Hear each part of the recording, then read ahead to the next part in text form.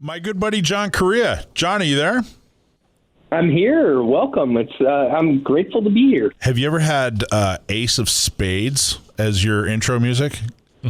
I think that's the first time I've had Ace of Spades on the intro, and I might keep it. You should definitely keep it. Yeah, you can thank Brendan for that. He's our musical wizard in the box. So John is like a relief pitcher coming in. You know what I mean? There you go. That's your walk-up or your yeah. So John is from Active Self-Protection, ASP, which your logo is a snake, which is, I'm assuming the snake is an asp. Is that right? Correct. See, yeah, that's right. I was today many years old when I figured that out. I just figured that out.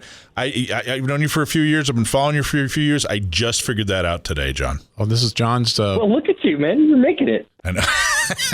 John's your great chance to throw in that tagline, too, that I always hear about. Yeah, we talk about cover your ass. There we go.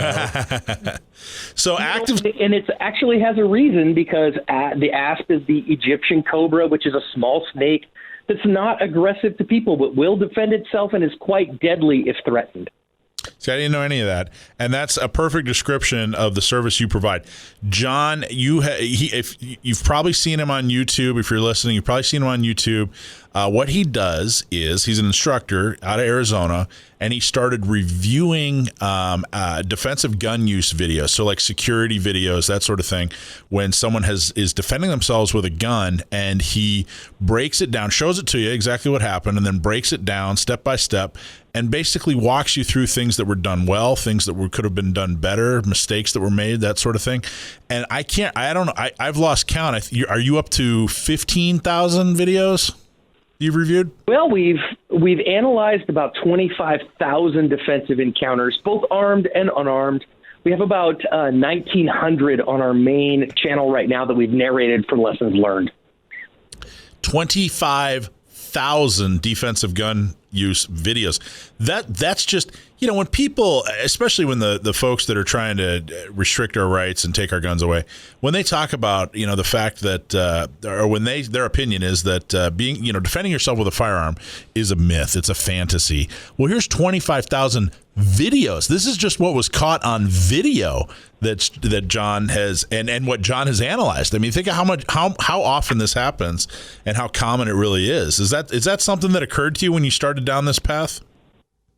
It really wasn't what was first in my mind, but of course, we look at the statistics and they say that there are somewhere over 200,000 or 300,000 defensive gun uses every year in America. And the more we see, one of the things that I do the main videos for every day is to remind people that defensive firearm uses are normal. Defensive firearms carry is normal and good and helpful to our society. I think that's a great message. Well, you've come out a couple times and taught a seminar that I really like. It's your 21 lessons learned after watching all these videos and analyzing them. You boiled it down to 21 lessons that people can walk away with. And John, I'll be honest, I think that the gun world tends to make mountains out of molehills, and there are very few times. I hear it all. Everybody's got a piece of advice for me. And there are very few times I can think of that somebody has actually changed my opinion or changed my behavior on something. And one thing that really hit home from your 21 lessons is that you pointed out that out of all these thousands of times people that have used a firearm to defend themselves, I think at the time you said only 3 times you've seen somebody actually change a magazine or use an extra magazine, right?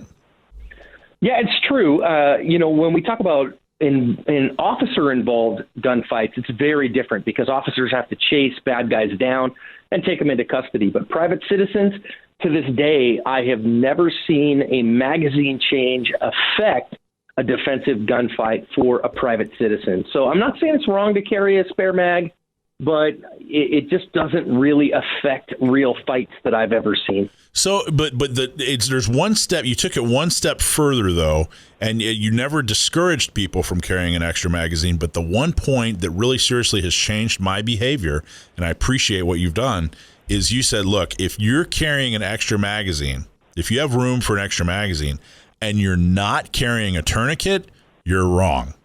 Either get rid of the extra magazine and replace it with a tourniquet, or start carrying a tourniquet too.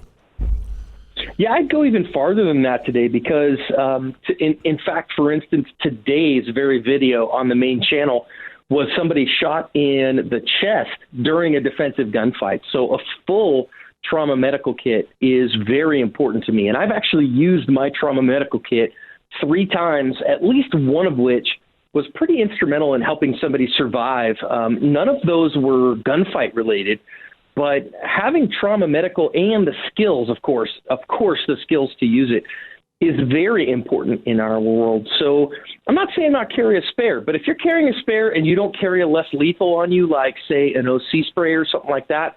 In fact, one of my staff members today, in fact, this very day, one of my employees used her OC spray to protect her and her children from a very aggressive person. So if you're not carrying a less lethal, you're not carrying some trauma medical, but you are carrying a spare, I'd encourage you to think about that and maybe change some things up. And, John, this is Joe. And, I've said this to you before when we've talked, but I mean, you provide one of the best services to our community through the things that you create. Your videos are great. I watch them all the time, and they've influenced my behavior. I do carry the spray with me now as a less lethal thing. And, one of the things we're doing out here, we've recently got our concealed carry rights back, and it's just booming out here. We're doing like 8 different seminars each month, explaining to people how to get them. And I always encourage people to do it correctly, get the training, get the things you need. And I always point out your videos and encourage people to watch those every day. And in fact, if you're still listening a little bit later today, we're going to talk about carrying around in the chamber, which was the article I wrote this week. And I linked to one of your recent videos there because it shows a woman who was carrying with one not in the chamber and had to fumble racking it and just barely got it out in time to use it. And it's very, very educational stuff. So you do just a great job and a great service for us out here. Well, I really appreciate that. And of course, I'm so grateful for the work that you guys are doing. As somebody who I moved to Arizona from San Diego County, and when I lived there at the end of the, very beginning of the 21st century, I mean, carry was just unheard of. So the work that you guys are doing is so important, and I'm so grateful. And we know that good people carrying is a good thing for them and their families. So I'm super grateful to help in any way, and Mike, you and I have talked about this. I wear my San Diego County gun owner shirt all the time on camera because I appreciate the work you do. Well, that's awesome. So active self-protection, what can people need to do? What we need to go to your website. We need to like you or subscribe on YouTube, right? Or tell us what you want people to see, and tell us what you want people to get out of what you're providing. Well, so what we do is every day people send me real-life surveillance videos from armed robberies, carjackings, muggings, stabbings, home invasions. I do after-action reports on them. Comes from my time in the military. And so please join us. Go to our main YouTube channel, Active Self-Protection. I have a second channel, Active Self-Protection Extra. Subscribe to us there and come and be a part of what we're doing. We'd love to have you and help you. That's awesome. I really do. It's all I can do, John. It's probably, I don't think a week goes by that I have to stop myself from sending you a video and going, John, what about this one? Tell me about this one. Like I'm a kid, because I think they're so interesting. You're my wife's favorite too. Like all these guys, these on YouTube and instructors and that provide different services. My wife Laura watches your stuff and loves it. And I the reason I say that is my wife's not she's into guns. She's got her CCW. She's got her gun. She's a good shot, but she's not immersed in the world, or in the community like the rest of us are. And it appeals to her very, very much because it's so practical and it's so easy to watch, and the lessons are so useful. So that's somebody that's kind of outside of the bubble who says, yeah, this is good. This is interesting and good information. I really appreciate that. I think, one of my big goals is to help people who are just trying to see, is this something that's important?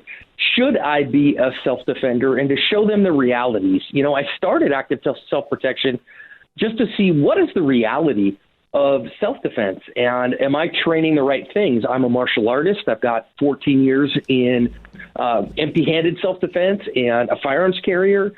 And so, people like your wife who they're like, well, I'm not a big training junkie. Most of us aren't, but I want to know what I really need to be prepared for. That's really what my goal is. So I'm super grateful to help. And man, you just really encouraged me. Thank you. That's awesome. And you're a Masada Ayub Group MAG 40 graduate, right? I am, in fact, a MAG 40 graduate. I even have a $5 bill that Moss has signed because I beat him on his qual the time that I was in there, which I wasn't expecting to, but I did. And I'm actually hosting Mossad in Phoenix in July for his Deadly Force instructor class. So, for any instructor who wants to learn Moss's approach to teaching Deadly Force and the judicious use of Deadly Force, we'd love to have you at our class in July. Is that an indoor range? I mean, that's Phoenix in July? It's not a live fire class. It's all classroom class. Tim and Marty Hayes. It's a Monday through Friday class here in Phoenix, and I would love to have anybody come and train us because we need more students. There you go, buddy. All right, what's your website? It's ActiveSelfProtection.com. You can find us on YouTube at YouTube/Active Self Protection or Active Self Protection Extra. We have a Facebook page and an Instagram, and would love to help people any way we can. All right, buddy. Thank you very much. Appreciate you calling in and look forward to talking to you down the road. Thanks, John. Thanks so much. Thank you, John. All right, folks. Hey, we're going to take a quick break. You're listening to it. Without someone doing something about it, it's not going to get any better.